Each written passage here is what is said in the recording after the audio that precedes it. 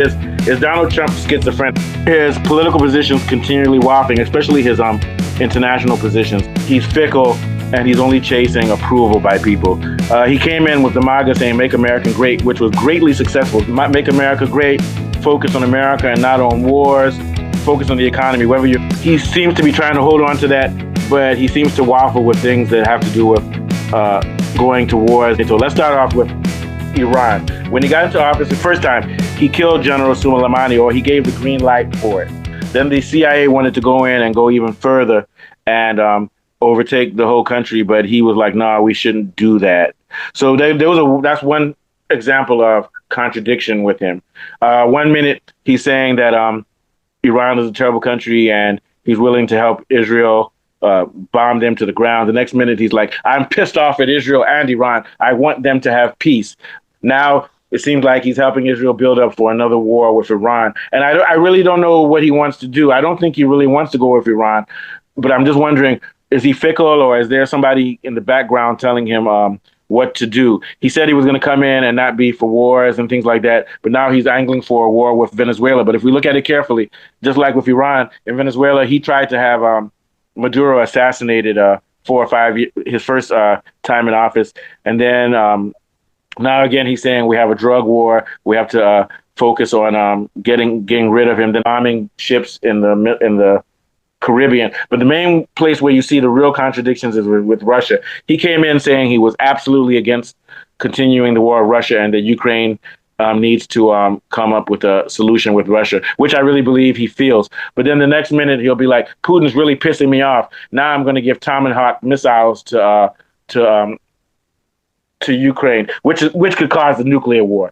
But then the next minute he's meeting with Putin in Alaska, shaking his hand and saying, "I like Putin." Then the next minute he's insulting Zelensky, saying, "You can't even say thank you to me in the White House. You're a loser. And if you don't watch out, Russia's going to destroy you because we're going to leave you alone." Then the next minute he's going to be like, "We need to stick and fund Ukraine." So it seems like he waffles a lot. And I think what Trump likes to do is chaos in which nothing gets done. It's just a lot of bluster and it's just for photo ops and things. I think that's my final conclusion. He's not going to go all out against Russia for a war.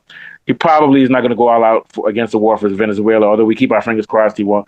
And he probably will do a couple of bombings in Iran just to flex American power. But I don't think he's going to go fully to war with Iran because that's going to cause a lot of American lives to be lost and it's going to cause Israel to be wiped out.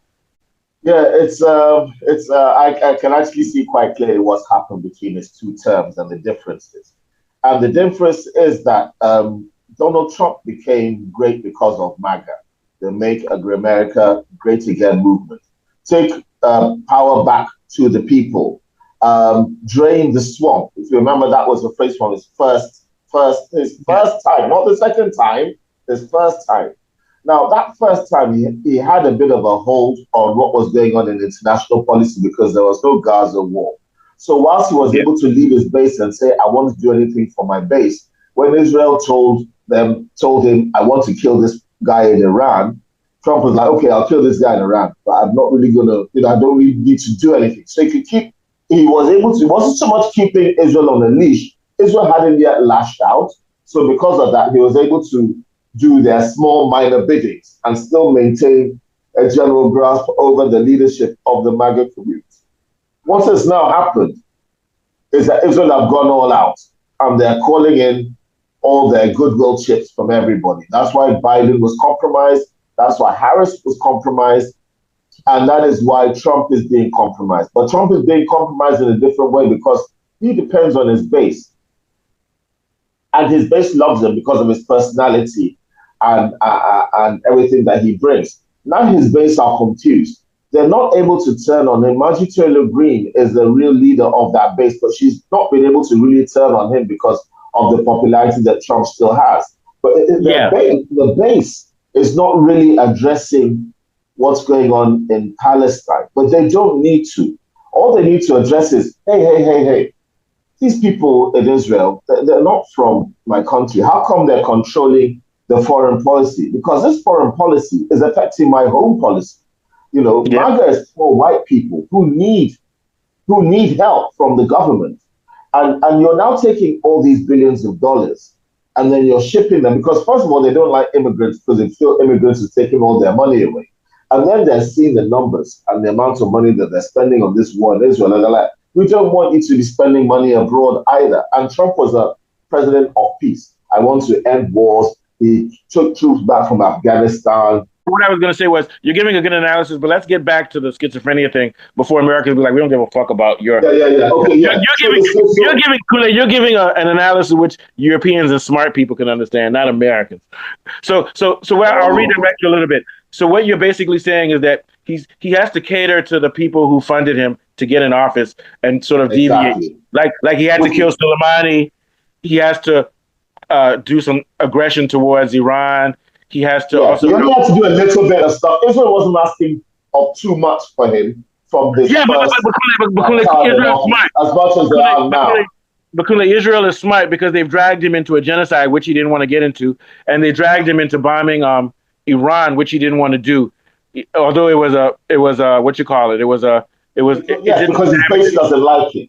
Yeah, but if he doesn't like, and also he's allowing the weapons manufacturers to not make him totally cut the funding for Ukraine. So he's compromising himself. His base doesn't like it. And it's not even about a moral standpoint. His base doesn't like it from a financial standpoint. That's why he's having to contradict himself, because he's being compromised by the people that had the power to put him in office. He's having to give them concessions, which run contrary to the very concessions that he was able to get from MAGA that gave him the power to become leader. He's actually having to betray his people in order to stay in power. And he thinks he can balance it out.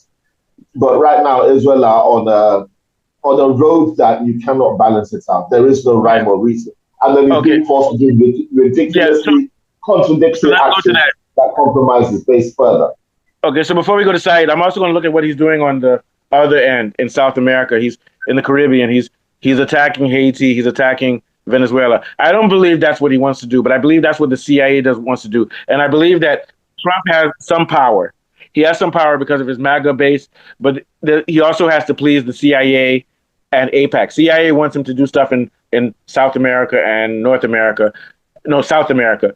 And the EU and the Israelis want him to do stuff in the Middle East with not Palestine, but with Iran, because Iran is part of BRICS, which is a threat to EU. They want him to do stuff against them and against Russia because Russia's a threat economically. I think he actually likes Putin, but he has to toe the line because I think, like any other president, if he doesn't do what they tell him to do, they'll kill him or get rid of him. But also, they're also tempering what they do because he's the MAGA base. So as long as the MAGA base is there, these groups that are trying to influence him can't influence him 100%. That's why he's schizophrenic. He's towing the line.